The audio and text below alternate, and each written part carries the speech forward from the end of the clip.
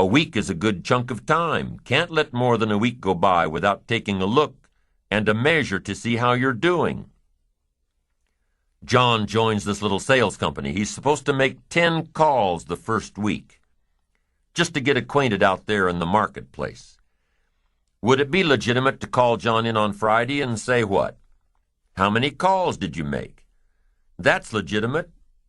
It's legitimate time to ask for a measurable amount of progress. He's supposed to make 10 calls. Come Friday, how many calls did you make? John says, well, you say, John, well won't fit in my little box here. I just need a number. Now John starts with a story. You say, John, the reason I made this little box so small is so a story won't fit. I don't need a story. I just need a number. Now here's one of the better phrases to take home. The numbers tell us the whole story.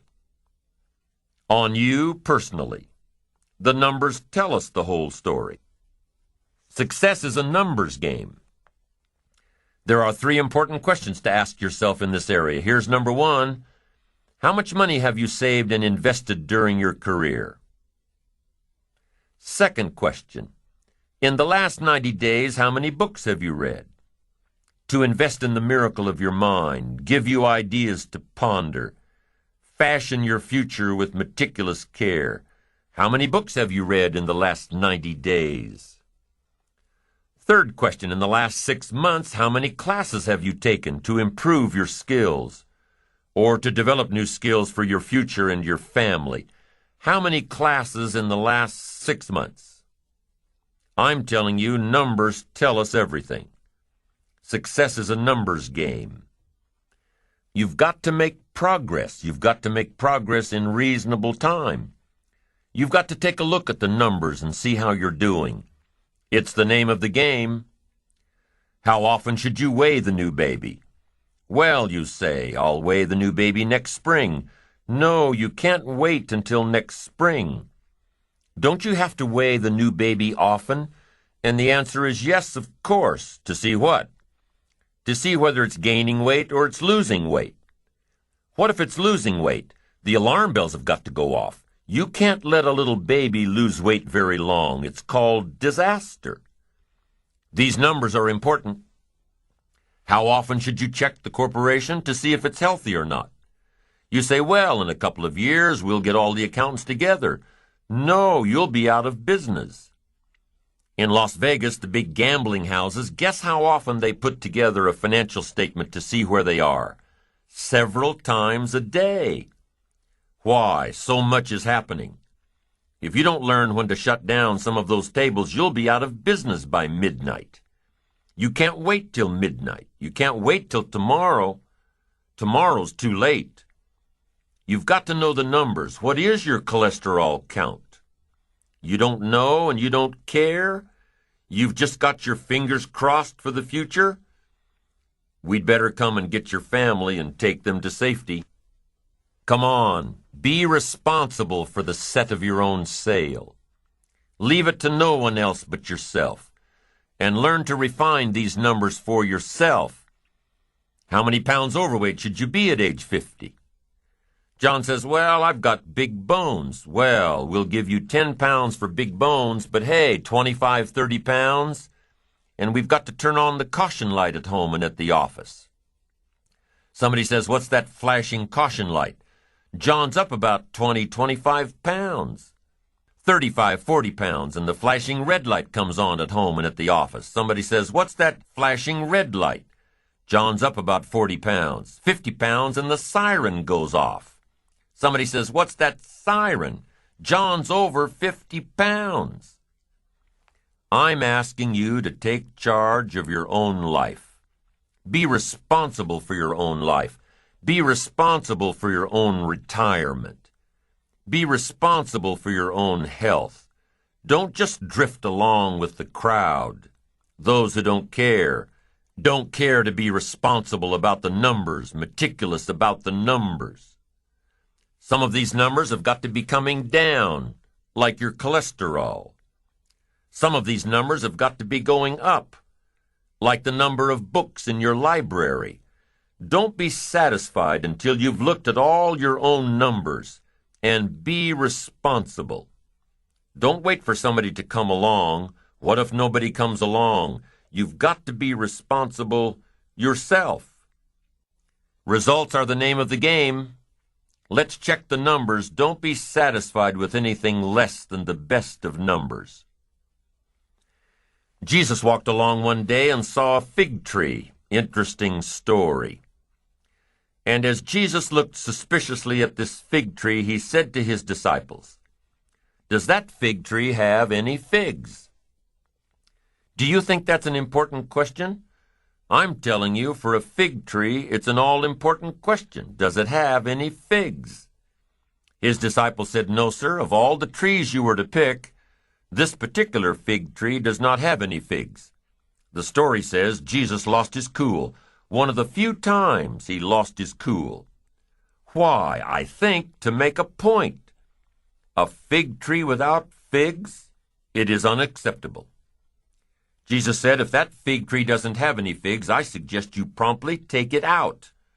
And he added, "Why let it take up the ground?" So you've got to get all your people together every once in a while and say, "Today we're counting the figs." What for? To see who gets to stay.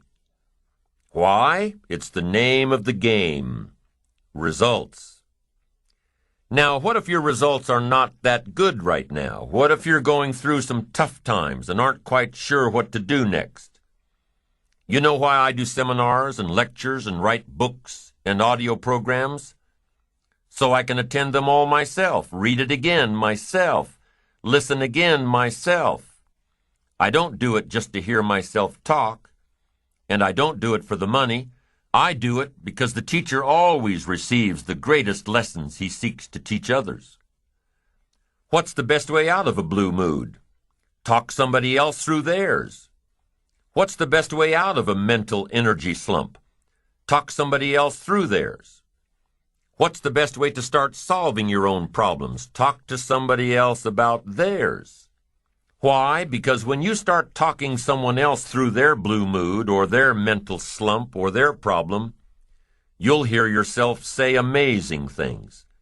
You'll hear all the knowledge that you've gathered come out to help this other person, and it will ultimately help you by hearing it again. It just works that way.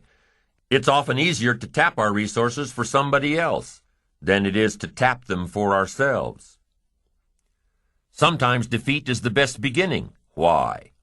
Well, for one, if you're at the very bottom, there's only one way to go: up. But more importantly, if you're flat on your back, mentally and financially, you'll usually become sufficiently disgusted to reach way down deep inside yourself and pull out miracles. Pull out talents and pull out abilities and pull out desires and determination. When you're flat broke or flat miserable, you'll eventually become so disgusted that you'll pull out the basic essentials required to make everything better.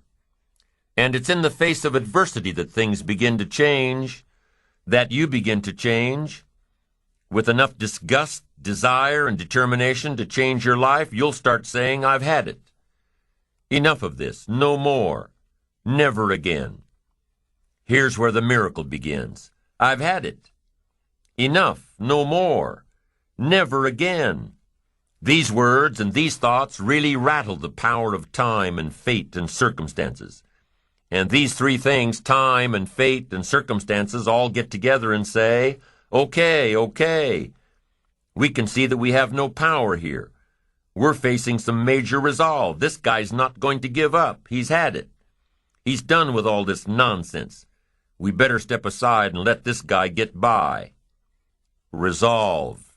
Inspiration through disgust. But a lot of people don't change themselves. They wait for change. Circumstances to change, the government to change, life to change.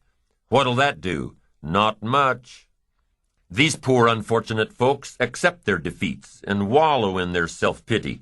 Why? Because they refuse to take control of the situation. They refuse to take control of their life, their career, their health, their relationships, their finances. They refuse to take control. and take responsibility and get sufficiently disgusted to change it. But if you are disgusted, if you are making changes, if this program finds you in the middle of your own personal slump, then I have some words to offer you. Your present failure is a temporary condition. It is only a temporary condition. You will rebound from failure just as surely as you gravitated into failure. Somebody once suggested to me in a bout of failure that I should tell myself that this too shall pass. I firmly believe that you're only given as much as you can handle, as much negativity, as much failure, as much disappointment. This too shall pass if you grasp for a new beginning, if you pull yourself up and move back into the world with a plan. So as foolish as it might sound, be thankful for your current limitations or failures, for they are building blocks from which to create greatness. You can go where you want to go. You can do what you want to do. You can become what you want to become. You can do it all, starting now, starting right where you are. A father talks about his daughter. She's gone through some pretty tough times. And as he tells it, she's a pretty tough person. He has a unique way of describing his daughter's situation, though. While most parents would be frantic, even of their kids who are grown and gone, this man just smiles and says that his daughter is like a frog in a jar of cream. She keeps kicking and kicking and kicking, and pretty soon the milk will turn into a lump of butter, and she'll be able to jump out. That's an interesting way to look at it, an interesting illustration of tenacity, but that's how it works. You've got to keep trying and trying and trying. You've got to have enough resolve to do it until. So be grateful for adversity. But for your future, make it work for you, not against you. Make your failures give birth to great opportunity, not prolonged agony. Make your disgust lead to inspiration, not depression. The world will willingly sit by and let you wallow in your sorrows until you die broke and alone. And here's what else the world will do. The world will step aside and let you by. Once you decide that your present situation is only temporary, once you decide to get back on your feet and make your mark. The world doesn't care which choice you make, to stop here or to go on. The world doesn't really care. So you have to. You have to care. In your own enlightened self-interest, give a run at adventure. Keep your eyes firmly on the achievement, on your ambition, and not merely existence and self-pity. Make a commitment to excellence. And remember, it is your challenge, your own personal challenge, to use all your gifts and skills and talents and knowledge to succeed.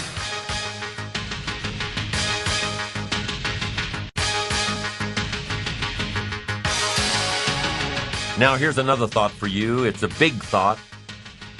It's a thought that can make all the difference in the world, and here it is. Success is something you attract by the person you become. Once I understood that, I changed my whole method of operation. Success is something you attract by the person you become. Success is not something you pursue. What you pursue usually eludes you like a butterfly, something you go after that you can't catch. Success is something you attract like a magnet by the person you become. To attract attractive people, we've talked about this before. To attract attractive people, you must be attractive. To attract powerful people, you must be powerful. To attract committed people, you must be committed. Instead of going to work on them, you go to work on yourself.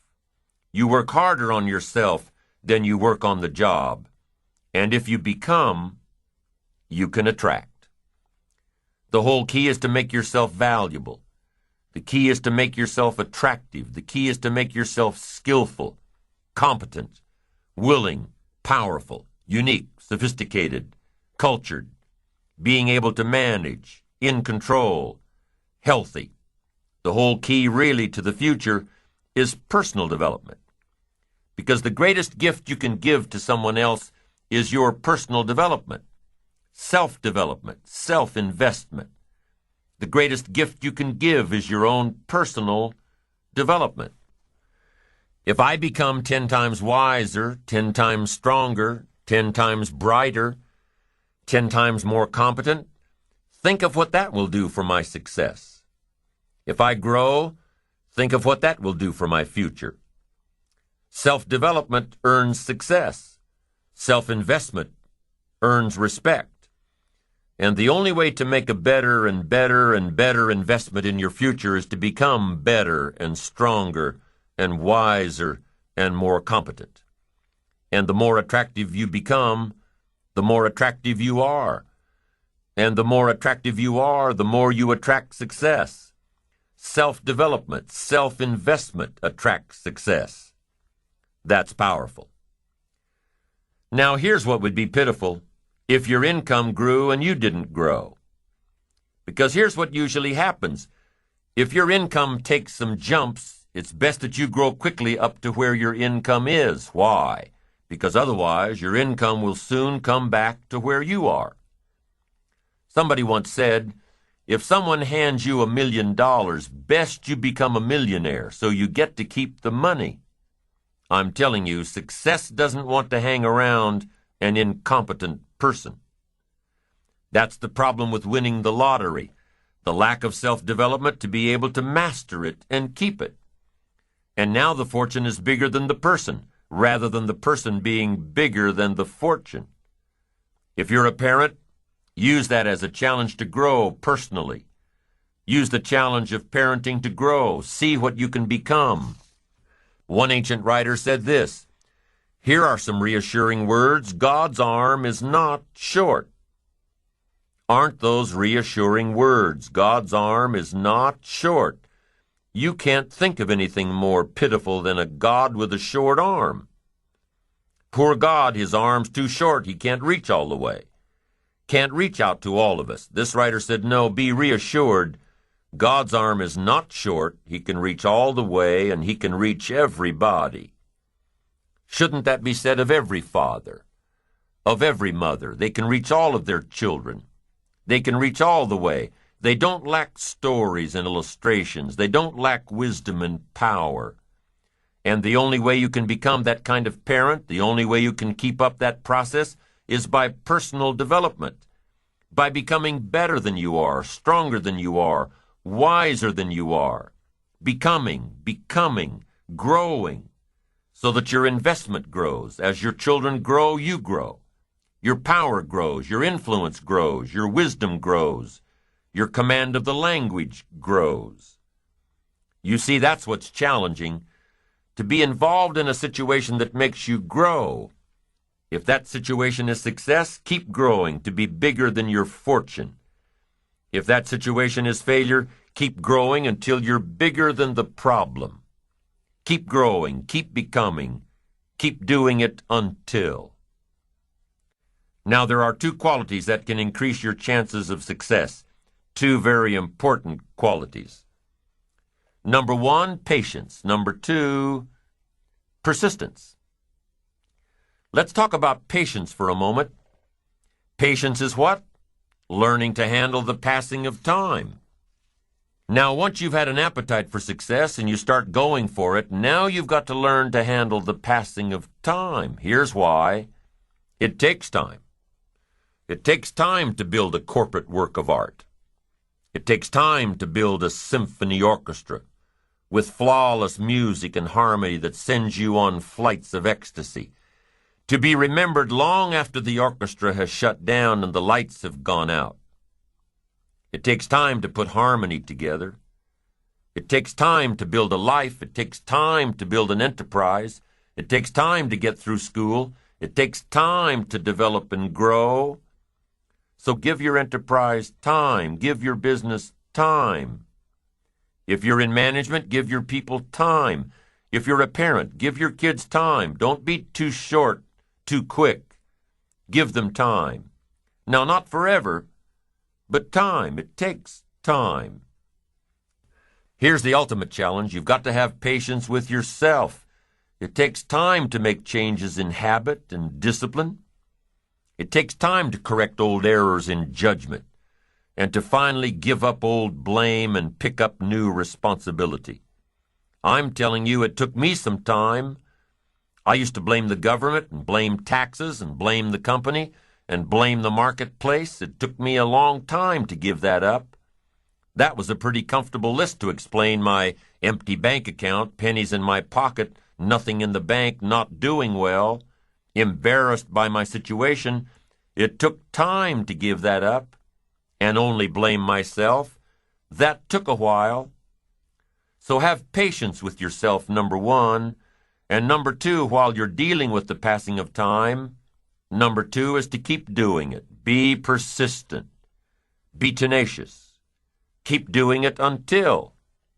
As long as you are patient and persistent, it's hard to elude success. As long as you maintain patience and persistence, tenacity, there's only one person, just one person, that will draw the line between success and failure. One person, and that person is you. So be patient. Be persistent. You need both patience and persistence together, and here's why. Lack of patience is probably the worst enemy of ambition. While your ambition keeps growing, keeps moving, keeps looking for new ways to succeed, impatience tends to grow frustrated. Impatience won't allow for persistence. Impatience wants to give up. Impatience calls discouragement failure.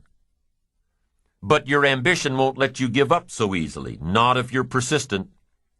What others may call failure, ambition calls a learning opportunity, a chance to make adjustments along the charted course to success. Ambition knows something else too. Ambition knows that the longer the achievement is in coming, the more valued it is. So let me give you a few aspects of patience, some examples that might help illustrate just how valuable it is. There are 6 aspects of patience, and here's number 1, knowing when an opportunity is right and when more preparation is needed. Let's say you're opening up a restaurant specializing in fresh seafood. You're all excited to get going, get the money coming in instead of it all going out. You're all excited. So because you're all excited, you want to open early. Your impatience gets the best of you. And so you do, open before your scheduled grand opening. Customers start coming in. They're all excited about this new great restaurant. And everybody wants some fresh seafood. They're all ordering fresh seafood from the menu. But now you panic. You haven't got any. You're not ready. The fresh seafood shipment won't come in for a week. Impatience has just killed the restaurant. Now let's say you've got a great new product that's scheduled to come out on the market in the next several months. Everything's going according to plan, so you start planning your ads, start planning big public relations events. You're so sure that it's going to happen that you set a date. The engineers told you that the product's not ready, but you're sure it will be. You start planning everything, invite lots of people, influential people, buyers of your product. You're so excited that you went ahead without the product actually being done.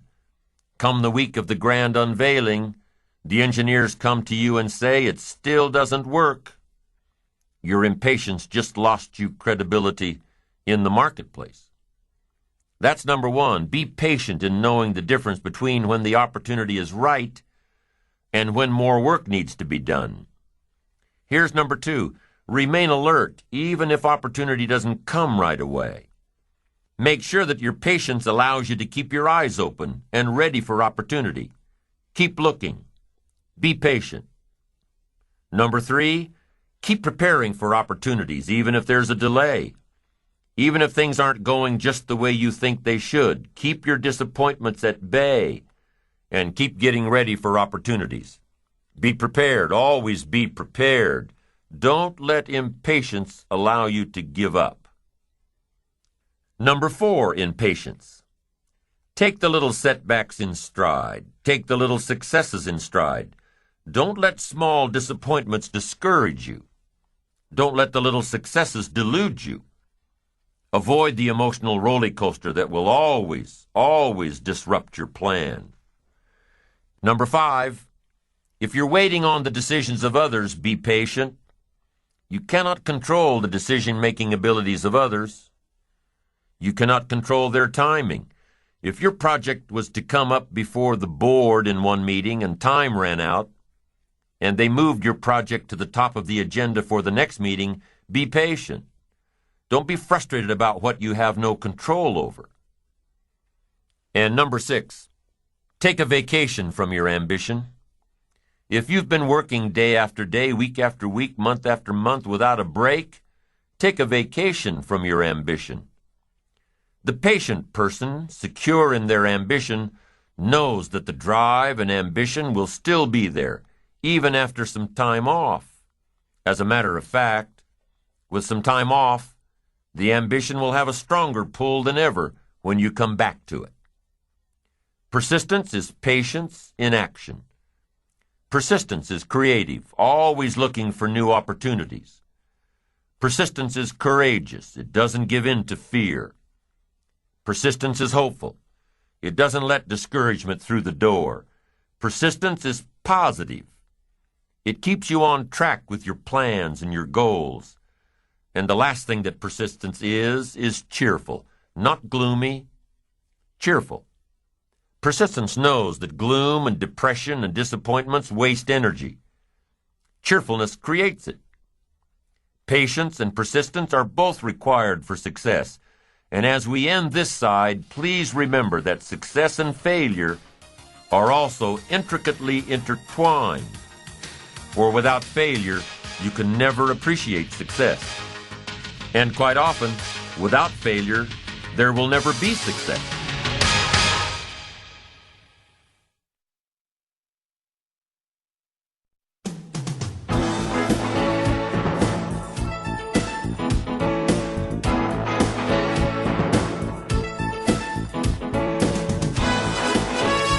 You are more than your ambition. These are undoubtedly some of the most valuable words in this program on the power of ambition. You are more than your ambition.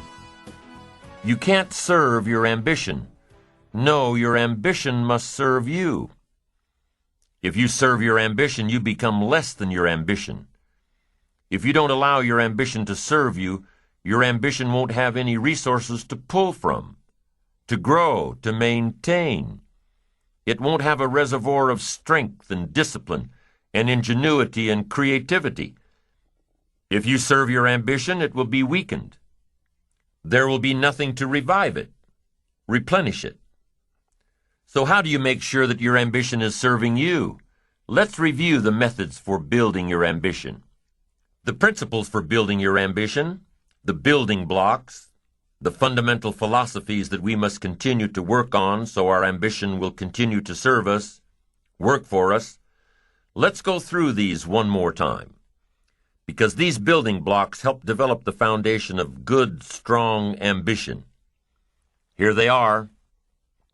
Principle number 1, positive self-direction. Positive self-direction says, I know who I am. I know where I want to go. I am working on my plan to get there. In positive self-direction, you accumulate knowledge and experiences and feelings and philosophies. You gather all that you can to help you decide where you want to go, how you want to get there, how to keep on track. Positive self-direction, that's number 1. The second principle in building your ambition is self-reliance, taking responsibility for your own life. Taking full responsibility for whatever happens to you, taking the credit or the blame for the result of yesterday's activities, changing what's in your power to change, being responsible, working with others, yes, but doing all you can to bring the most value to the table, to the marketplace, being self-reliant, responsible. Principle number 3 is self-discipline. Consistent self-discipline. This is one of the most powerful of the 6 principles, and the one that will undoubtedly prevent you from living with the pain of regret. An ounce of discipline weighs far less than a ton of regret. The pain of regret. A little every day, every day, every day, a little discipline every day will make all the difference in the world. It makes all the difference in your health. It makes all the difference in your wealth. It makes all the difference today.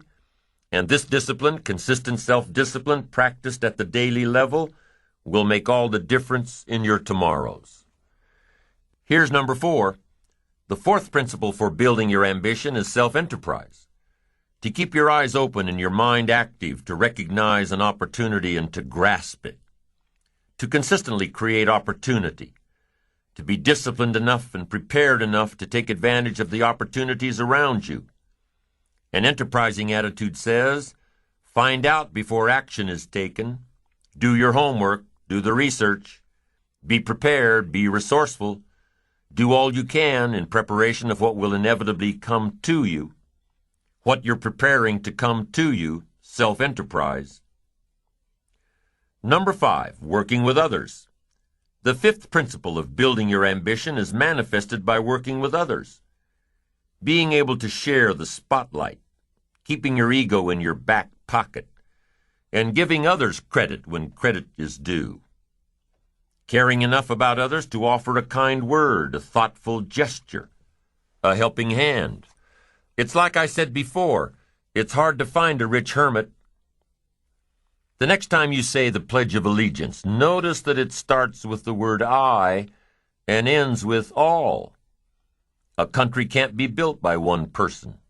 A company can't be built with one person. A family can't be built with one person. A friendship can't be built with one person.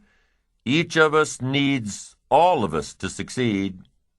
Each of us must learn to work with others to achieve our goals, to finish our tasks.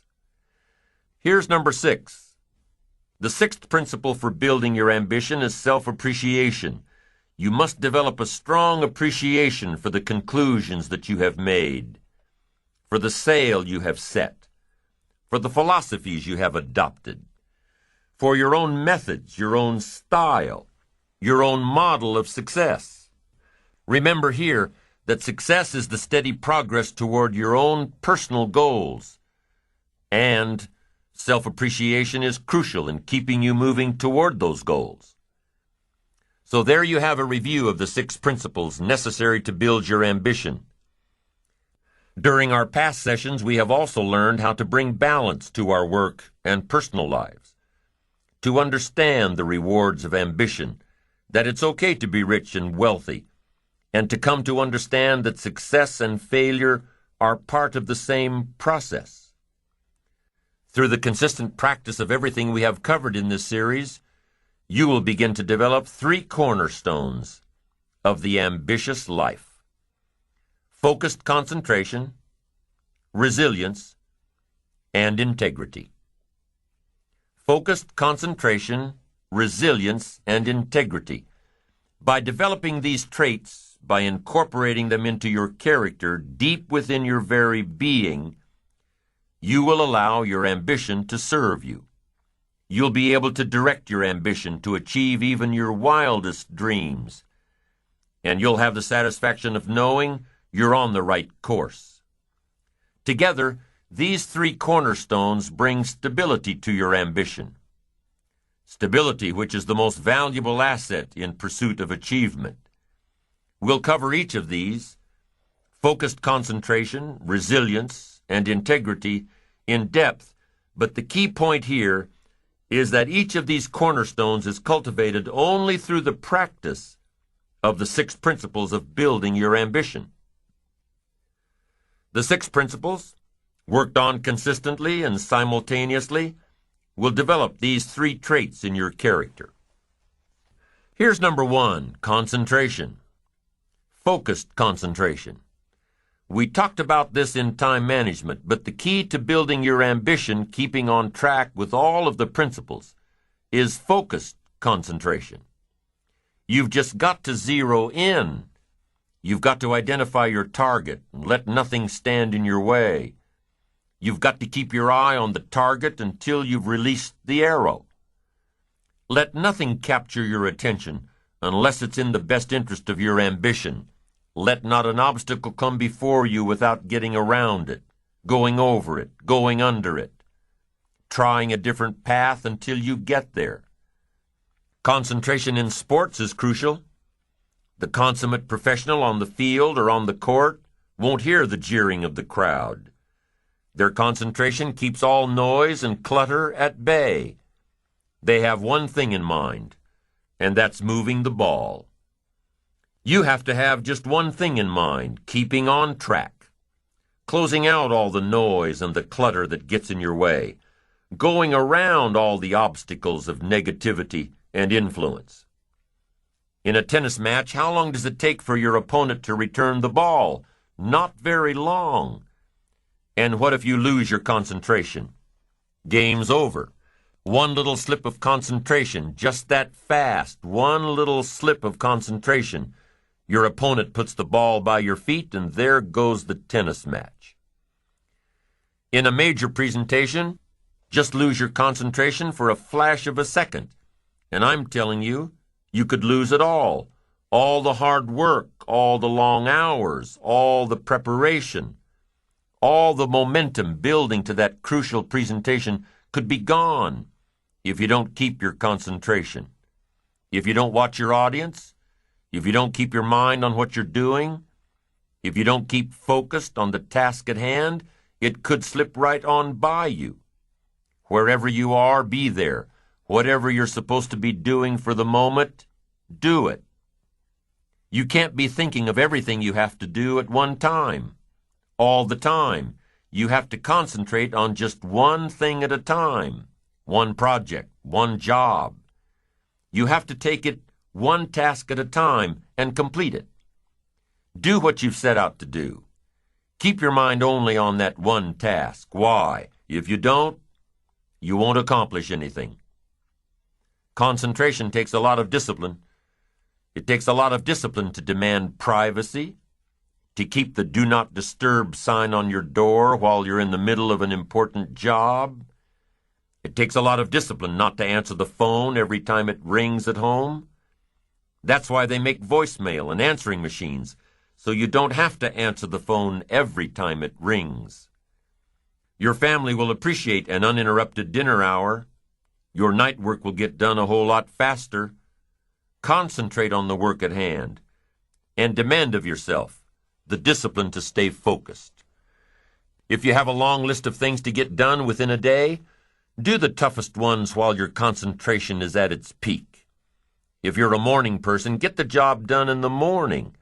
Don't wait until the evening when your energy is all spent. No, do the jobs that need the most concentration when your body is best able to handle them. If you're a night person, save those tough jobs for the night, not in the morning when you've still got cobwebs in your brain. Learn your body's rhythms and do the jobs that need the most concentration when you're able to do them best. When you're at work, be at work. When you're in a conference, be in that conference. When you're at your kid's school play or soccer game or dance recital, be there. Don't let your mind wander. Stay focused. Stay focused on the task at hand or the company you're with. Don't let your mind wander during conversations. You never know what important points you'll miss. Stay focused. Stay true to where you are and what you're doing. Use your discipline to keep your mind in line. When you recognize the need to concentrate more, when you recognize this need, and when you discipline yourself to stay focused, it will come easier and easier. Focused concentration can be learned. Focused concentration can become a habit. If you work on it a little every day, the easier it comes, the less energy you'll waste on making your mind you. Number one cornerstone of an ambitious person: concentration. Focused concentration. Make your mind pay attention. Discipline yourself to be where you are. Work at work and play at play. Don't mix the two. Concentrate. Give your job the attention it deserves. Give your family the attention they deserve. Give your colleagues the attention they deserve. Wherever you are, be there. Concentrate. That's number one. Here's number two. Resilience.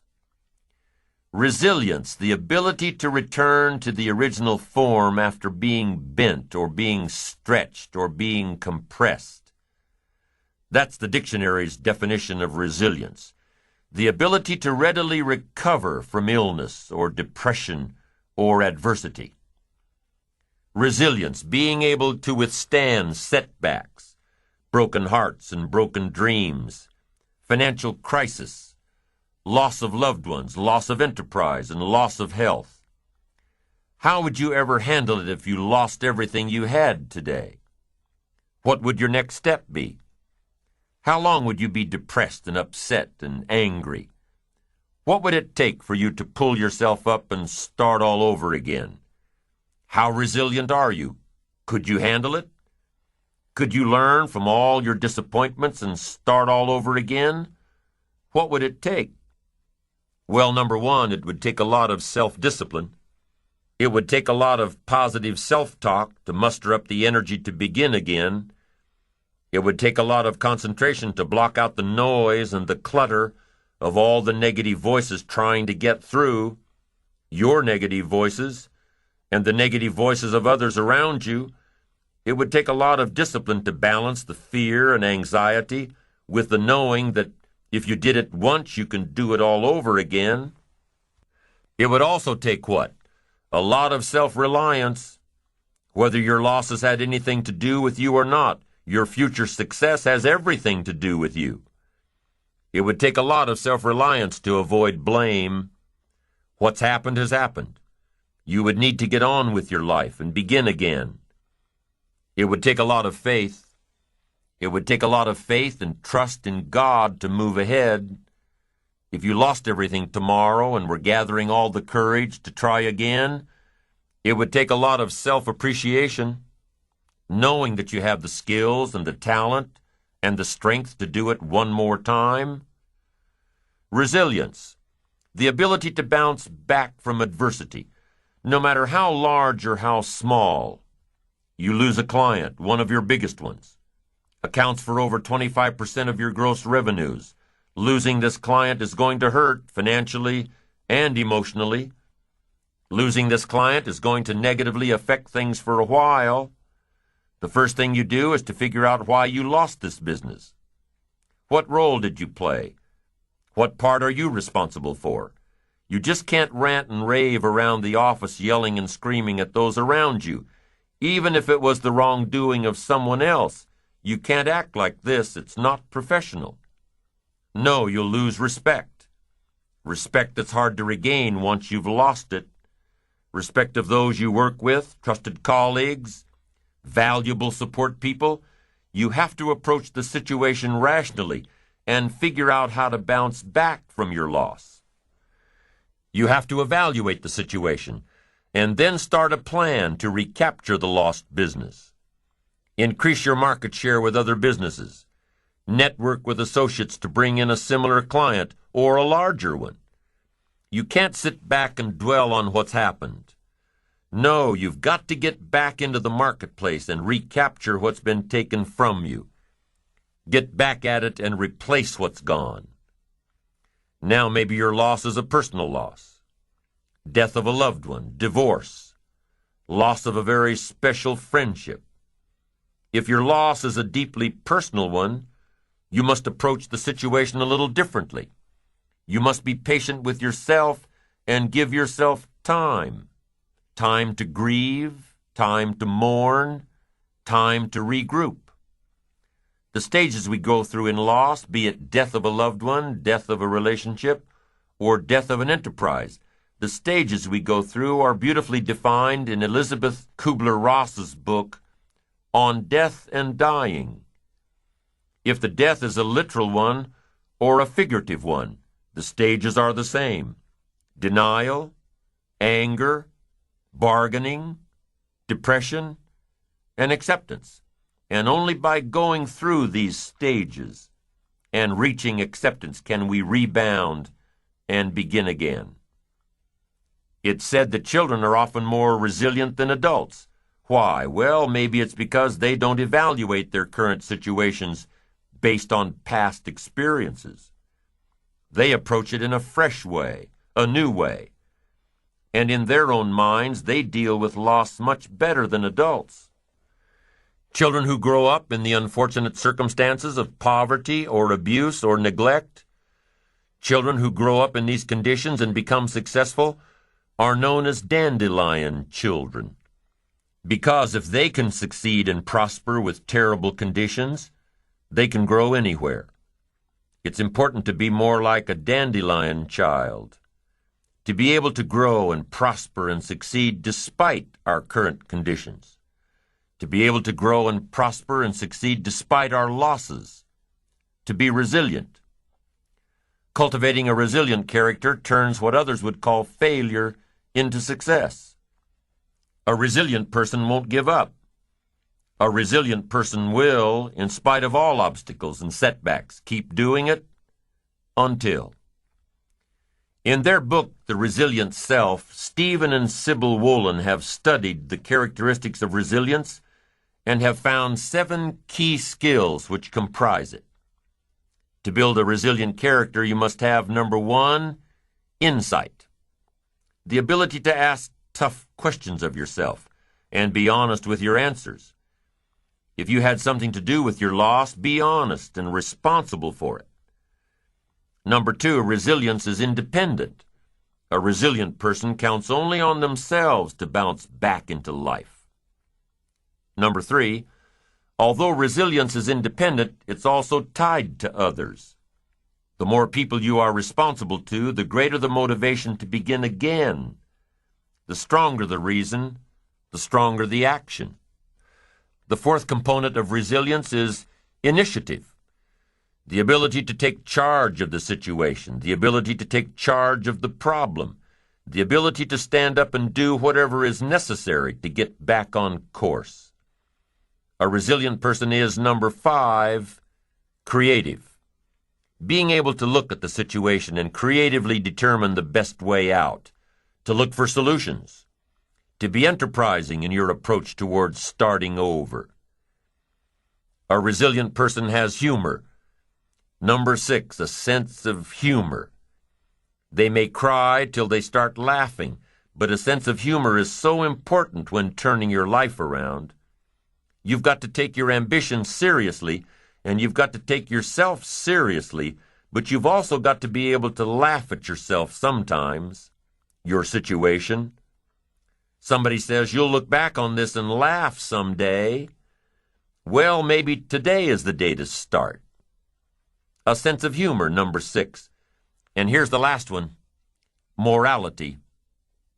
Whatever you do to get back on your feet, whatever you do to bounce back into life, make sure it's moral. Make sure that your upcoming success is at the service of others, not at the expense of others. I have made this point several times during this series, but only because it's so important. Success, if it is yours to keep, must be at the service of others. Number 1 cornerstone for an ambitious life is concentration. Number 2, resilience. And here's number 3, integrity. Integrity is adhering to the moral principles of life. Integrity is doing things with honor. Integrity is honesty. Without integrity, ambition loses its unifying focus that comes from integrated goals, from really knowing what you want. Integrity says, I wish to pay fair price for all value. Getting something for nothing makes nothing of me. Getting it cheap makes me cheap. Truly, in your own enlightened self-interest, this is one of the better statements. I wish to pay fair price for every value. I wish to pay fair price. This is self-interest, and it's also integrity. I wish to pay fair price for every value. Why? For what it will make of me. For what paying for it will make of me. If I have to pay, that will make something of me. And by paying, you have the integrity not to take advantage of others. You hear of greedy people boasting about the great deal they just got, the best value, how they negotiated the price down to nothing. how they nickel and dime the other person out of making a profit, good integrity won't let you do that. We all shop for the greatest value at the best price, but not at the expense of others. Not when your great deal cheated someone out of their profit. You hire someone to do a job for you, take on a project. You've got to pay fair price, fair value for someone else to do the work for you, because if you don't, what? They'll never work for you again. They don't want to work long, hard hours to make you look good and not get compensated for it. No, and your integrity won't allow that to happen. Pay an honest price for an honest value. Make it good for everybody involved. Leave a profit. Don't be cheap, be fair. It's your integrity that's on the line, not just a few bucks. Your integrity. If I want something badly enough, I have to earn it. If I want something badly enough, I have to pay for it. Why? Because of what paying for it will make of me. And if I wish to have more, I must become more.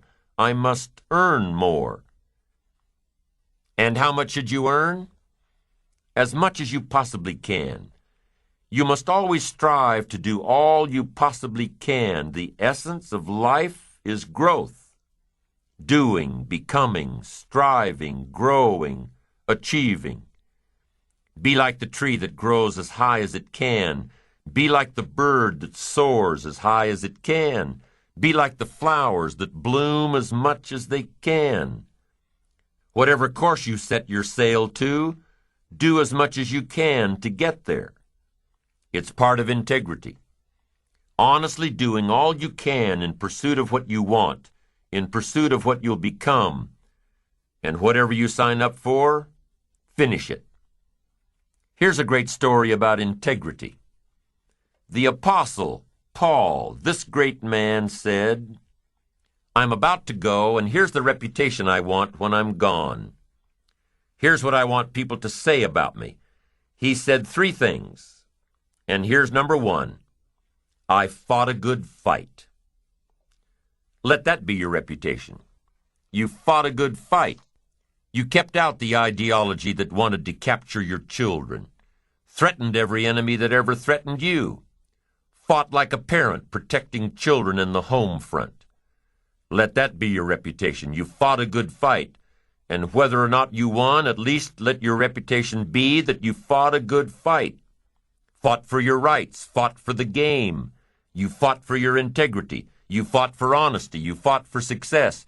You didn't leave any energy unspent. You fought.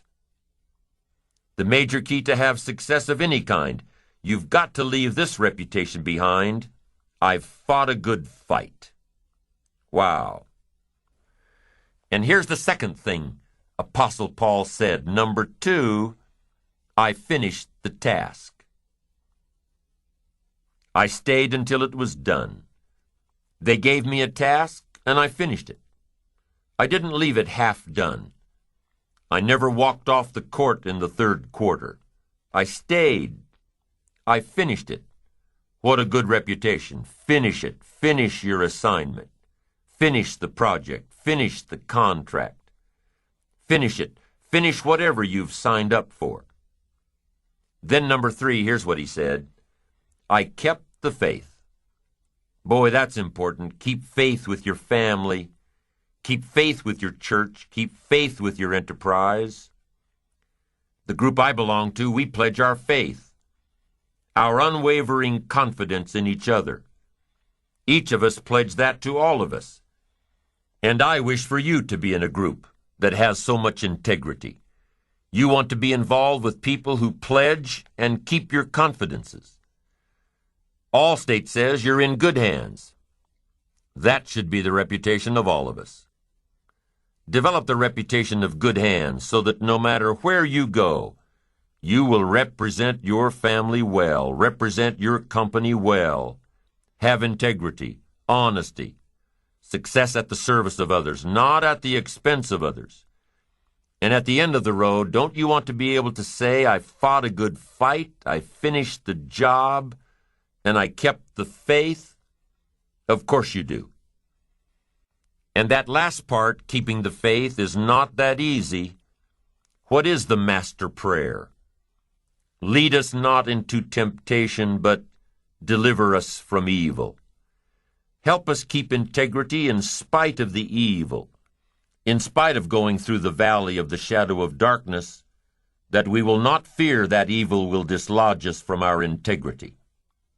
Keep the faith of the office, keep the faith of the company, keep the faith of the family, of your spouse and of your children, keep the faith of the church, keep the faith of the community. Wherever you go, represent your family well. Wherever you go, represent your group well. Wherever you go, represent your colleagues well. Let part of the bond of friendship be that wherever each of you are, each of you will represent all of you well. Wow, what a thing to be able to say. I fought a good fight, I finished the course, and I kept the faith. And here's how he wrapped it up. Apostle Paul said, I understand now there's a crown waiting for me, and I deserve it. Isn't that great to say? I hear they have a trophy for me, and guess what? I deserve it. What a magnificent story to leave behind. I fought a good fight, I finished the job, I kept the faith, and I deserve the crown.